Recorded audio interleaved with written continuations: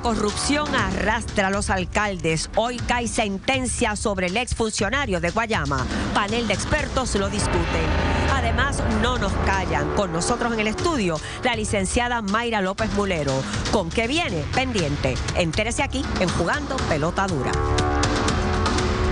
Bueno, desde ahora les adelanto que ese debate con Mayra López Mulero va a estar interesante, porque ya Alex Delgado ha expresado que tiene unas posiciones muy distintas a Mayra. Vamos a ver cómo se da ese debate, que va a estar muy bueno. Ahora, hablemos de esto que ha ocurrido hoy en el Tribunal Federal, donde a Eduardo Cintrón, el exalcalde de Guayama, ya se ha sentenciado oficialmente. Vamos a ver los datos aquí un poco, en cierta medida. 30 meses de cárcel, señores, 3 años de libertad supervisada, y ha tenido que devolver $114,000 producto de todo este asunto de declararse culpable. Fíjense, el caso de Eduardo Cintrón, él tan pronto empezó toda esta controversia, sin que lo visitaran ni lo llamaran, él visitó a su abogado y fue al tribunal y se declaró y indicó oficialmente que había cometido una serie de delitos, y automáticamente devolvió el dinero. Y en adición a eso, le dijo a la jueza en el día de hoy en el tribunal que estaba muy arrepentido, llevó a su familia, que tenía todo su apoyo, pero en adición le notificó a la jueza de que producto de todo lo que había ocurrido, él tenía que estar ahora a asumir la custodia de sus padres. O sea que el hombre, la verdad, que le ha caído la macacoa encima durante todo este proceso. Sin embargo, la jueza no fue condescendiente y le dio 30 meses de cárcel. Veamos unos datos adicionales que me gustaría compartir con todos ustedes. Fíjense lo que dice Eduardo Cintrón. Y yo creo que esta es una frase y una expresión que tiene que enviar un mensaje contundente a todos los funcionarios públicos de Puerto Rico que están siendo tentados en estos precisos momentos para coger dinero sucio. Fíjense lo que dice él: no me faltaba nada, pero lo perdí todo. Me parece que esa oración, esa expresión, es una expresión que es súper contundente y deja claro que cometió un grave error y que los funcionarios públicos tienen que tener clara la conciencia de que no pueden meterse en estos problemas, porque mire cómo que terminan todas estas personas. Mi errada conducta y mi errado proceder, no pensaba que fuera a llegar tan lejos, dice el exalcalde de Guayama. Un dato adicional para que ustedes vean: ya Luis Arroyo Chiques, el alcalde de Aguas Buenas, fue sentenciado a 24 meses de cárcel. Ahora Eduardo Cintrón a 30 meses. Todavía falta todo este grupo grandísimo de otros 11 funcionarios, entre ellos alcaldes y vicealcaldes, que quedan por ser sentenciados. Así que todavía hay un largo trecho sobre el particular. Vamos a empezar rápido ese tema con un panel de invitados de primer orden, así que arranquemos a jugar Pelota Dura.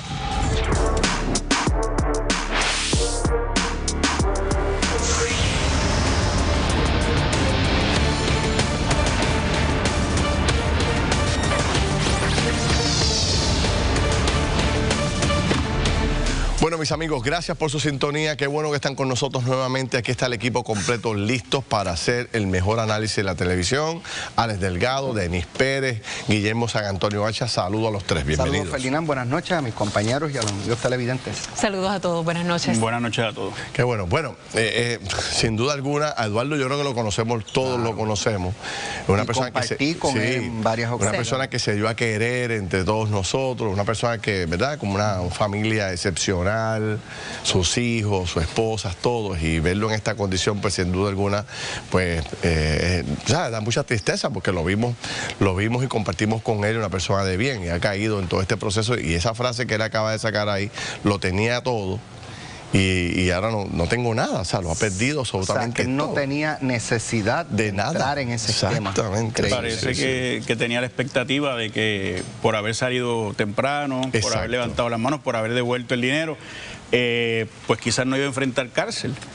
Sus abogados insistieron, la fiscalía pidió más, pero la juez quiso, como quiera, dar algún tipo de escarmiento, ¿no? Y dijo, no puede ser así que no haya cárcel. Digo, 30 meses. Me llama la atención, por ejemplo, que el exalcalde de Cataño no lo sentencian todavía. Yo estaba hablando de eso en radio en la tarde de hoy, que Eduardo Cintrón es de los últimos en declararse culpable y el primero en ser sentenciado. Pero eso pasa porque son gente que no tiene mucho más que aportar.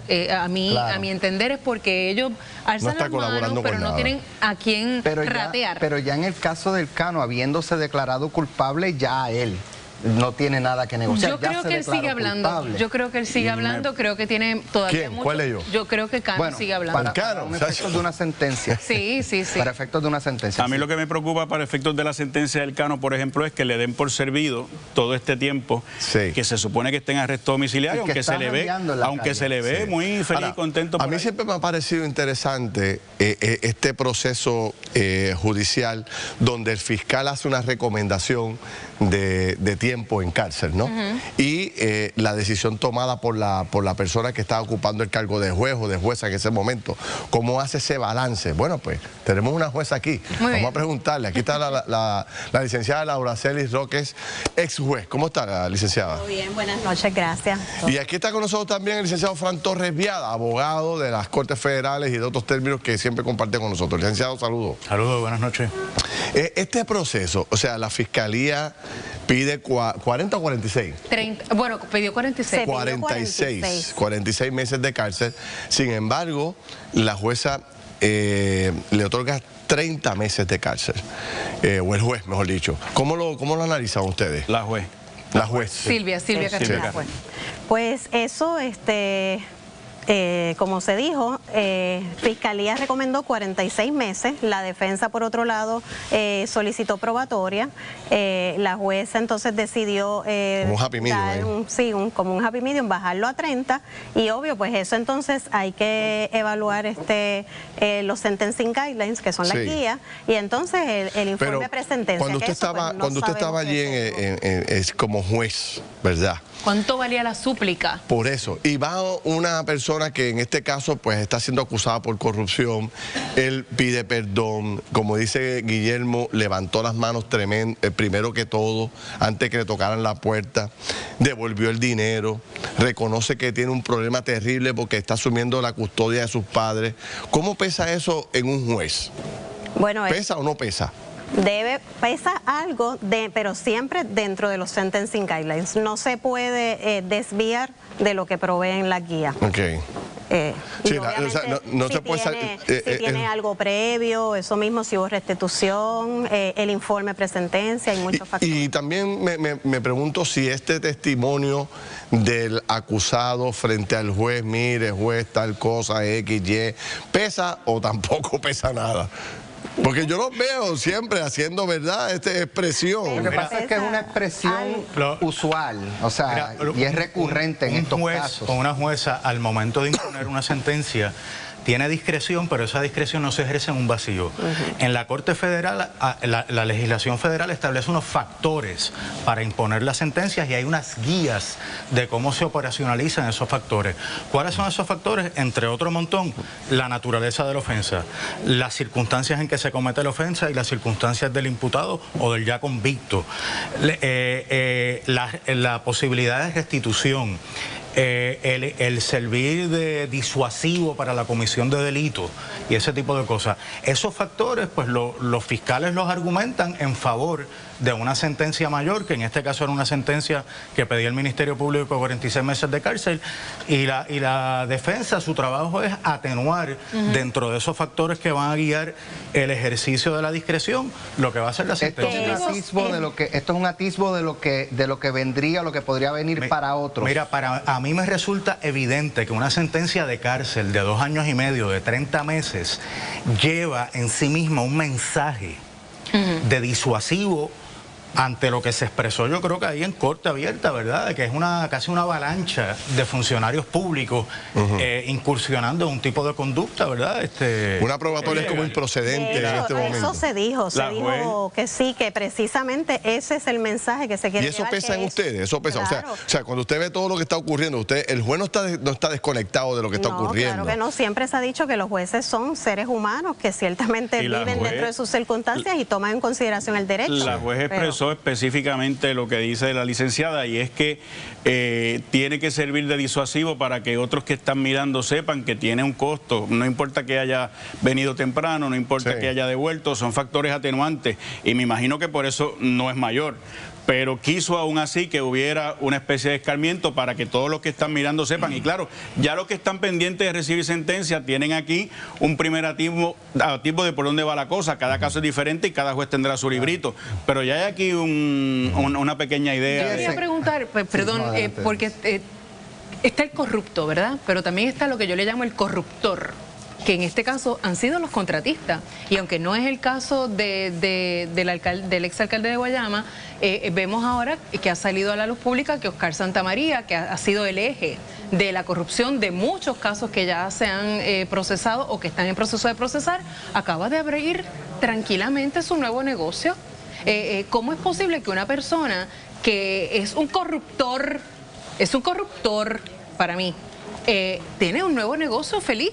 Chilling, no pasa nada. Mira, yo creo que eso tú señalas es bien importante, porque eso es un poco la corrupción como parte de la cultura de hacer negocio, y muy arraigada en el sector público. Y ciertamente yo creo que precisamente para eso es que, ¿verdad?, que vamos a ver una serie de sentencias que van a ser sentencias de reclusión, que no van a haber probatorias, porque de alguna manera se quiere enviar un mensaje de que este tipo de conducta no va a ser permitida. Ahora, evidentemente, este señor Santamaría pues, no sigue haciendo negocios, ¿verdad? Busca ciertos subterfugios y elementos técnicos y legales. Bueno, pues eso requerirá mirarse con más detenimiento. Hace unos años, el entonces presidente del Tribunal Supremo, Federico Hernández Dento, me parece que fue, hizo unas expresiones de que no correspondía a la judicatura combatir la criminalidad o los casos de corrupción, y yo creo que quizás en términos, ¿verdad?, de ejecutar arresto y ese tipo de cosas, sí, pero yo siempre he pensado que la judicatura sí tiene una responsabilidad, por ejemplo, enviando esos mensajes, porque si siempre son o casi siempre son muy lenientes, pues entonces no desalientan. Así que yo creo que las decisiones de los jueces sí tienen un rol importante en combatir la corrupción. Sí, bueno, pero fíjate, los factores para sentenciar, eso es uno de los elementos que se repite con distintos matices: el enviar un mensaje al público, el evitar que se cometan nuevos delitos, y evidentemente hay un elemento preventivo de disuasión a comisión de actos delictivos. Esto es lo que le espera a todo este grupo de personas que ya de alguna forma u otra han sido o arrestados o acusados. Usted mencionaba que la sentencia, y me imagino que usted va a confirmarlo, la sentencia tiene unas guías, pero también depende de tipo de delito cometido por el ciudadano. Por ejemplo, mucha gente se disgusta, creo que está allá Denise ahorita, el cabecilla, los cabecillas. Se acaba de declarar culpable en el día de hoy Mario Villegas Vargas, que es copropietario con Oscar Santamaría de JR Asphalt, que fue los que se llevaron al Cano en primer lugar en Cataño. Estas personas, cada uno tiene un librito distinto a la hora de sentenciarlo. Cada uno sí, cada uno tiene un librito distinto, porque ciertamente hay que evaluar el delito.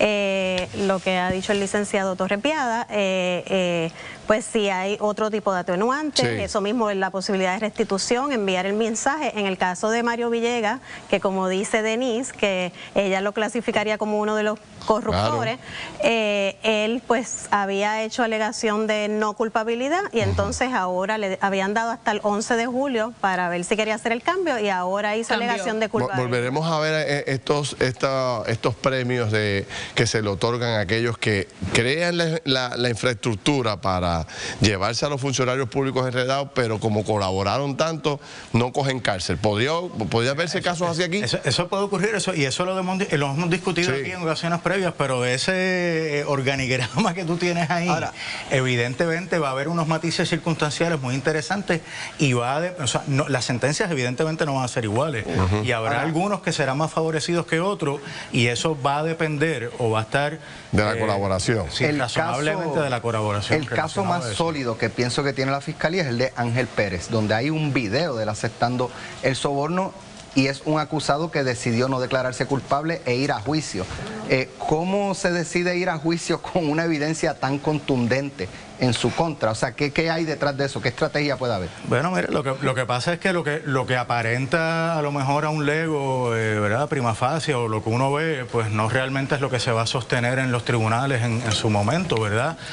Hay cuestiones de admisibilidad de la prueba, autenticar de la prueba, hay que establecer, ¿verdad?, pero si él sabe que era dinero y no pastel. Y no pasteles como el meme. Que era dinero y no pastel. O algo envuelto que no era dinero. Todo bueno, eso. yo he recibido, yo le decía a Alesia esta mañana que he recibido algunos comentarios de colaboradores del equipo legal de Ángel Pérez que me dicen, oye, no se tiren de pecho adjudicando que dentro del sobre lo que había era dinero. Pero ¿y quién prueba lo contrario? Cuando el pero es que Ángel Pérez no tiene que probar lo contrario. El gobierno tiene que probar que había dinero ahí. Claro, y tiene la evidencia en la grabación y tiene un testimonio.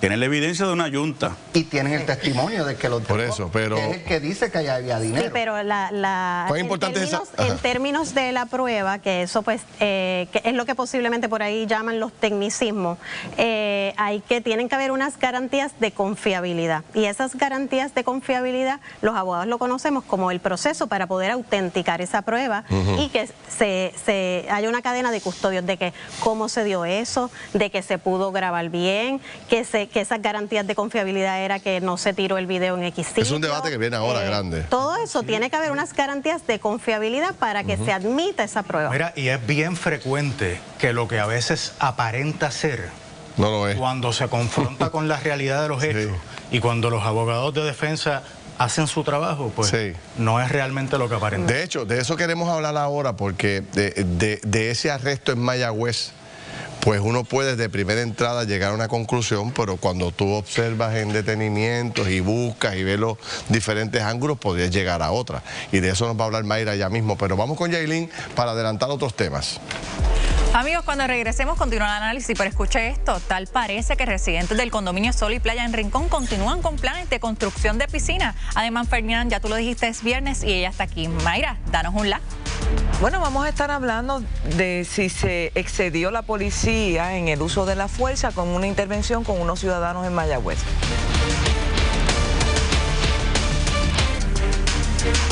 Bueno, regresamos a este debate que estamos teniendo sobre muchos temas e incorporo a la licenciada Mayra López Molero. Mayra, ¿qué tal? ¿Todo bien? Muy bien, Ferdinand, ahí un poquito discrepando de algunos comentarios de Alex para no perder la costumbre. Yo hice preguntas. Los jueces están para adjudicar conforme a la prueba y no para enviar mensajes a nadie. Bueno, pues perdón por existir. Adjudicada o estipulada la diferencia. Estipulada la diferencia. Vamos a poner como los abogados ahora, estipulada la pero diferencia. pensando yo, no es precisamente en eso lo que radica la discreción del juez. No. La discreción, hay una independencia judicial que los jueces deben seguir, pero esto no se trata de combatir el crimen, cada cual tiene su rol y la judicatura tiene una responsabilidad y la responsabilidad es ser un árbitro imparcial y adjudicar conforme a las particularidades del caso, conforme al derecho y a la prueba aplicable. El rol de combatir el crimen le compete a otras agencias, la Policía de Puerto Rico, el Departamento de Justicia, entre otras cosas. No y a los Federico y los Cocorocos que suelen hacerlo más rápido que nosotros. No está para enviar ningún mensaje. Yo entiendo que lo que dijo el juez presidente en aquel momento, Hernández Denton, es clarísimo y está vigente. Y ojo y mucho cuidado, que estoy viendo esa tendencia en algunos sectores de la judicatura y están apartándose de ese rol sagrado de adjudicar con imparcialidad. El problema de la criminalidad tiene múltiples caras y le corresponde a toda la sociedad meterle mano al problema. Yo creo que es peligroso cuando los jueces se arrogan para sí la facultad de enviar mensajes. Pues claro. Creo que puede ser muy peligroso y segundo, me parece que contribuye a eso muchas veces la mediatización de los procesos. Es inevitable, la prensa muchas veces tiene interés en muchos procesos, lo siguen de cerca, pero el juez tiene que tener mucho cuidado. Pero no mucho cuidado. Enviar mensajes de que si una ve que una persona es inocente la va a declarar culpable para complacer un sector. Estamos hablando de cómo juegan dentro de los parámetros que tienen para sentenciar. Si tú tienes los elementos para sentenciar a una persona al máximo, pues entonces puede ¿verdad? Sentenciarla a lo mínimo, pero si se convierte en una práctica seguir sentenciando a lo mínimo, a lo mínimo, a lo mínimo, se envía un mensaje y no se desalienta la corrupción, porque todo el mundo va a pensar que se pueden salir con la suya siempre y cuando tengan un buen abogado defensor. Totalmente en desacuerdo Muy con bien Alex. estipulada la diferencia. Totalmente en desacuerdo, y es un mensaje equivocado. Los jueces tienen una función y tienen el deber de adjudicarse impresiones externas a la prueba, y mucho menos con comentarios de esa naturaleza, porque los medios distorsionan la realidad y se confunde al pueblo con ese tipo de acción. Pero claro, usted no es abogado, yo soy abogada y conozco cuáles son los parámetros. Ser abogado no quiere decir que no puedo expresar pero es que usted no puede exigirle a los jueces y ponerle una carga que no le corresponde a la judicatura. Mayra, tú también fuiste fiscal, y ¿cuántas veces en un tribunal tú te paraste y dijiste, pues mande un mensaje? Nunca jamás. Sus compañeros Nunca jamás. Yo le dije al juez, adjudique conforme a la prueba. Yo sería incapaz y sería antiético meterme con la discreción y con la independencia judicial de un tribunal. Mayra, y eso es precisamente lo que tiene el país donde lo tienen. Y por eso los abusos que vemos, entre ellos lo que ocurrió en Aguadilla. Tus compañeros fiscales lo hacen todos los días. Yo hablo por mí, yo hablo por lo correcto, yo hablo por lo que se supone que ocurra. Y si hay 100 personas que lo hacen mal, yo no voy a adjudicar que lo hacen bien. Señores, tenemos una jueza aquí. Okay. Hola, jueza. Hola, buenas noches. Siendo mediadora, y obviamente lo mismo, siendo el ente, me voy a colocar como juez, siendo el ente neutral. Quizás la caracterización de enviar un mensaje es lo que no suena bien, porque ciertamente los jueces tienen que adjudicar el derecho dentro de la totalidad de los hechos. O sea, ellos evalúan los hechos y a la luz de esos hechos van a aplicar el derecho. No obstante, eso no quita que, sin perder la independencia judicial y dentro de la discreción judicial, los jueces en sus sentencias, dejándose llevar por los parámetros del Estado de Derecho, puedan tomar en consideración unos factores u otros. Y quizás como lo ve Alex Delgado, no es que sea incorrecto caracterizarlo así, pues posiblemente quien lo ve así es que están enviando un mensaje. Hasta donde yo sé, hasta donde yo sé, los factores no incluyen el clamor popular, el clamor de la prensa, el editorial del periódico del día. Pero para que la gente pueda entender bien, porque fíjate que... Incluso si yo hasta vamos a extrapolar todo eso, no verlo hasta en lo criminal, verlo por ejemplo hasta en lo civil, que era lo más que yo veía. En lo civil, pues en un típico caso de daño, por dar un ejemplo, pues hay unos factores también que uno toma en consideración, una guía para esos casos de daño. Pues el juez, dentro de su discreción, da X cuantía y al final, dentro de lo que podría, como dice Alex, el mensaje, que no necesariamente es que quiere enviar un mensaje, pero como es cuando escribe esa es su herramienta, puede decir, yo di tanto en daños porque la parte demandante debió de haber mitigado daños y no lo hizo. Si la parte hubiese mitigado daños, hubiese dado un poco más. Licenciado. Mira, dos comentarios rápidos. Yo he atendido muchos casos que son casos notorios, que son cubiertos por la prensa, donde hay mucho clamor popular, y los jueces y las juezas en Puerto Rico tienen una gran independencia judicial, y yo en mi experiencia de muchos años y muchos casos nunca he sentido que un juez o una jueza esté influenciado por lo que dice la prensa. Los jueces se ciñen a la prueba. No, esa es mi experiencia. Por más que, usted nos está diciendo a nosotros, y no sé, y le pregunto a la jueza, a Mayra, a todos los que participan activamente en un tribunal. Hay casos y hay casos. Hay casos que cogen una notoriedad brutal. Claro. Prensa escrita, redes sociales, y la presión es brutal. Y los medios dentro de la sala. ¿Cuánto eso influye? Y entonces la mayoría de las veces la prensa cargada en contra o a favor del acusado, ¿no? ¿Cómo influye eso a la hora de del juez o la jueza tomar una decisión? Mira, en mi experiencia, no influye en el ánimo del juez. Yo no comparto. Los jueces, mira, los jueces aquilatan la prueba. y sus sentencias se sustentan en la prueba.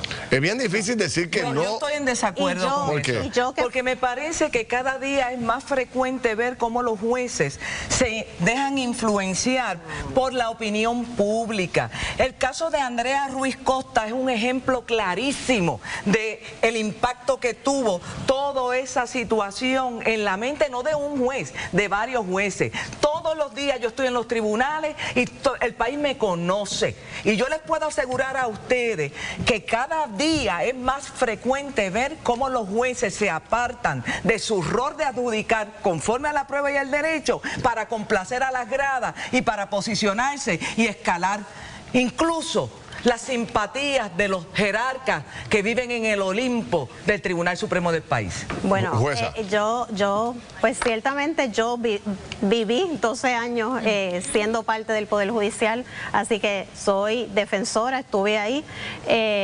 Habrá sus casos como cualquier profesión. Tuvo casos notorios. Tuve muchísimos casos notorios, estuve en la sala de recursos extraordinarios. Como dice la licenciada, ¿cómo influyó la cosa mediática? Eso no influye. Pero los jueces tenemos que ser el ente imparcial que evalúa el derecho a la luz de esos hechos. Yo conozco a la jueza y la jueza no se mantuvo siempre en los parámetros de lo que yo entiendo es lo correcto. Pero no todos son así. Pero hay cada día un sinnúmero de jueces que están respondiendo a factores ajenos a la prueba y que se ve constantemente. Yo no estoy diciendo que toda la judicatura está en esa circunstancia. Estoy diciendo que este tipo de análisis donde se está diciendo y aplaudiendo que se envíen mensajes no es compatible con nuestro ordenamiento jurídico y con el rol de la judicatura. Guillermo, una opinión bien breve tuya como abogado sobre este tema. Bueno, yo tiendo a pensar que es un peligro cuando el juez se extralimita, ¿verdad? No, pero se extralimitan. Muchas veces por la presión mediática que tienen, la juez Roque fue víctima muchas veces del ataque político. Pero ¿por qué por decisiones que me parece que fueron correctas y le cayeron encima políticos el presidente del Senado anterior. Lo recuerdo perfectamente con amenazas directas en la prensa. Yo no entiendo por qué eso en el caso de ella me imagino que no le hizo efecto, pero de muchos otros sí. ¿Por qué seguimos culpando a los medios? Mira, lo más bueno que nos ha pasado a nosotros es que ahora hay cámaras de televisión en el tribunal. Y yo los escucho todos los días los fiscales diciendo, señor juez, mande un mensaje, que el juez no lo haga a base de eso. Eso es otra cosa. Pero son los fiscales, no son los medios. Ok, tengo que pausar obligatoriamente, pero no se vaya nadie de aquí porque vamos a seguir, vamos a hablar de Aguadilla cuando regresemos. Brincamos el tema un poco ahí, pero está súper interesante el debate y estoy seguro que la gente se lo está disfrutando. Yailin, adelántame los temas que siguen. Presidente, ya la vieron. No la callan. Al regreso continúa la discusión con Mayra López Mulero y nos comentan en nuestro Facebook Live. Josué Blas, la inmensa mayoría de los jueces son conservadores, por eso dictaminan veredictos que no van acorde con la línea liberal de la prensa. Exprésese usted en las redes sociales, únete al juego. Ahora paso contigo, Margarita.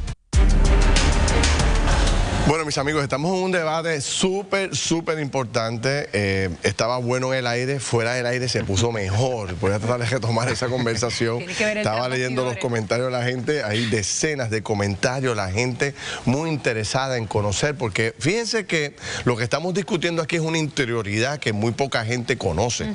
O sea, no todo el mundo tiene acceso a esa sala del tribunal, no todo el mundo conoce un fiscal, conoce un abogado de la prominencia de usted, no conoce un juez. O sea, cómo opera, cómo funciona esa gran responsabilidad de los jueces.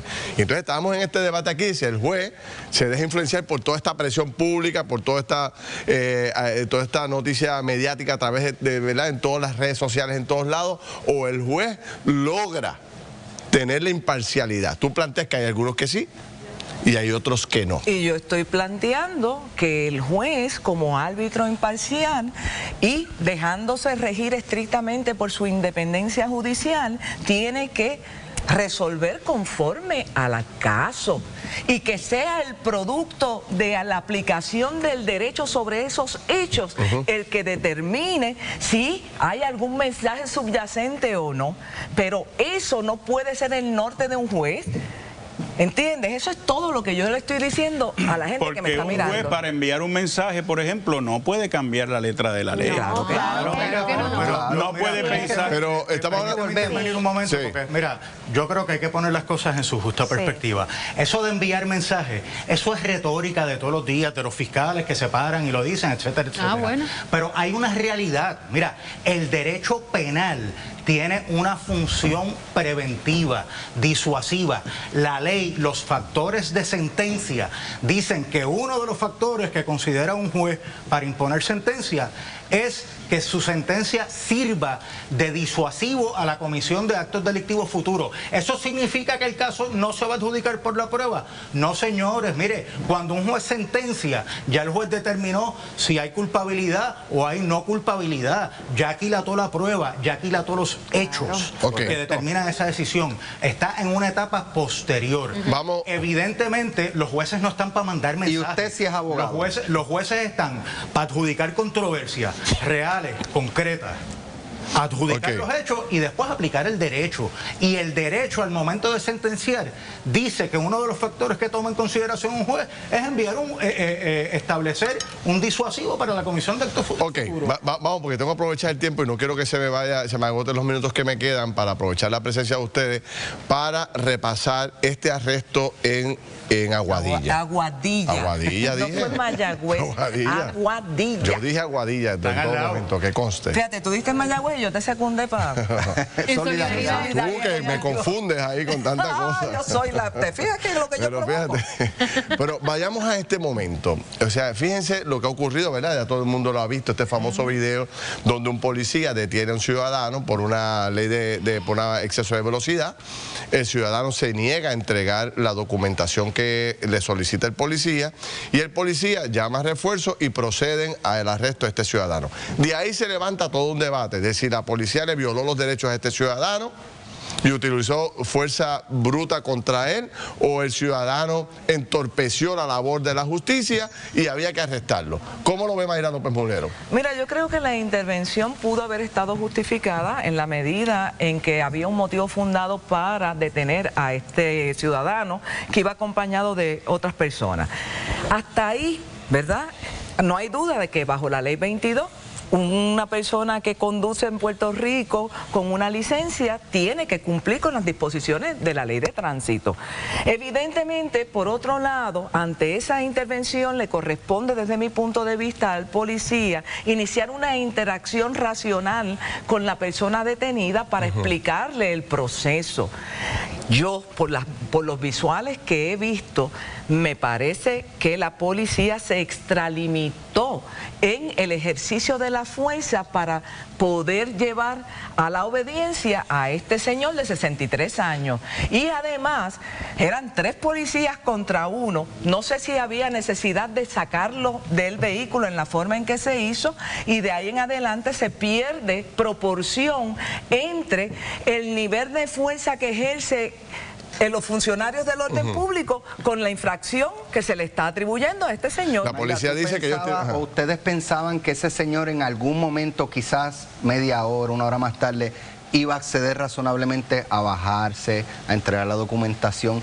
Yo, ¿verdad? Obviamente uno sería especular, pero yo no creo que eso fuese a ocurrir. Yo no me parecía que era muy bravo el señor, ni lo vi amenazante, ni vi en riesgo la integridad de los policías. Yo creo que si la policía hubiera puesto en práctica los adiestramientos que establece la reforma policíaca, particularmente en esa categoría de uso de fuerza, que es una de las razones primarias por las cuales se sindicalizó la policía por el abuso de poder, pues entonces... Pero a mí la policía en varios programas ayer y en radio me han entregado el documento que dice cómo proceder, y dice que ese es el procedimiento. ¿Es o no es el procedimiento conforme a la prueba y a la forma de la experiencia que ustedes tienen? Me contestan rapidito, voy a hacer una corta pausa, voy con Yailin y regreso rápido a este debate que está súper interesante. ¿Y usted, con quién está de acuerdo? Déjenos saber en nuestro Facebook Live y más adelante le mostramos cómo están las condiciones del terminal de lanchas en Ceiba. Estoy más solo aquí, ahora paso contigo, Margarita. Bueno, seguimos con esta discusión que da la opinión de todos ahora, ¿verdad? Porque no he escuchado la de Denise ni la de Guillermo, aunque Alex ha estado participando en este debate sobre el policía. ¿Cómo lo ve usted, licenciado? Y después la jueza, ¿este arresto se le fue la mano a la policía o la policía actuó como tenía que actuar? Mira, muy difícil comentarlo con completo rigor porque yo no estaba ahí. Ahora, dos elementos fundamentales. En una situación como esa, la función de los agentes del orden público debe estar regida por dos principios: proporcionalidad e ir dirigida a desescalar la tensión. Lo que yo veo ahí, con el caveat de que no estaba allí, no parecería ser proporcional al potencial peligro que representaba este señor. Denise, ¿cómo tú Ahora, ves? yo no tengo preguntas, pero sí tengo que decir, sin darle la razón total a la policía, porque de nuevo no estábamos allí, esta persona pudo haber sido la trincherada 2. ¿Recordamos la trincherada de las vacunas? A mí me dio la impresión de que era un caso perfecto para hacer lo mismo. Anoche discutíamos el tema que también hay un niño de 11 años en el carro que no se tomó en consideración y que nadie tuvo empatía con el niño que estaba allí. Hay otro ángulo interesante que uno se podría plantear, que sería la gran pregunta: ¿cómo un ciudadano percibe a la policía? Porque este señor evidentemente despliega una desconfianza hacia la policía, y ese es el gran tema también. En sus redes sociales decía policía antes de la intervención. Bestias, puercos, o sea, ya él está prejuiciado. Él tiene animosidad con la policía, por lo que se ve en las redes. Ese es el reflejo de lo que piensa o percibe un sector de la población hacia la policía. Eso hay que mirarlo. Claro. La policía también tiene que hacer su trabajo, ¿verdad? Y me gusta ser justo y cauteloso. Está interviniendo con una persona por una violación de la ley de tránsito, la persona no responde, está hostil, le niega, digamos, la documentación o quiere que la vea detrás de los cristales, le cuestiona su autoridad, le pide que le muestre sus credenciales. Si utilizar la pistola eléctrica en 3 ocasiones fue excesivo o no, pudiera yo pensar desde aquí que sí. Porque no lo vi en una actitud hay que estar allí, como dice Diana, pero hay que estar allí.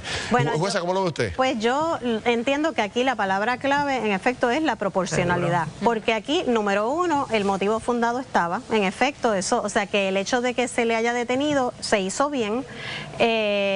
Entonces, como dice el licenciado Guillermo San Antonio, en términos de la impresión, a lo mejor incluso que se llevó el policía, porque no estuvimos allí, el policía sigue siendo el agente de orden público, que es una figura de autoridad, que si le pide a una persona que detiene, deme sus documentos, la licencia, y la persona se niega, hay que ver cuán agresivo fue. Pero tiene en que seguir los términos de proporción, no parecería mucho, pero no estábamos allí. Y tienen que seguir los protocolos, porque también tenemos casos recientes donde 3 alegados policías mataron a una mujer y resultaron que se hicieron pasar por policía. O sea, hay un problema. Claro. Y esto debe ser motivo de que se evalúe de un lado y del otro para evitar que estas circunstancias se repitan con tanta frecuencia. Además, a la larga, yo también siempre he dicho que los policías tienen que ser aún siendo un agente de orden público, tiene que haber una personalidad de razonabilidad.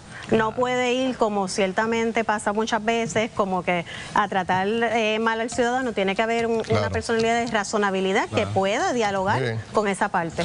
Gracias a todos. La verdad que hemos tenido una discusión extraordinaria, un debate buenísimo, y estoy seguro que la gente allá lo atesora. Después seguimos hablando en la semana. Seguimos hablando en la semana. Voy con Margarita para adelantar otros temas y regreso rápido.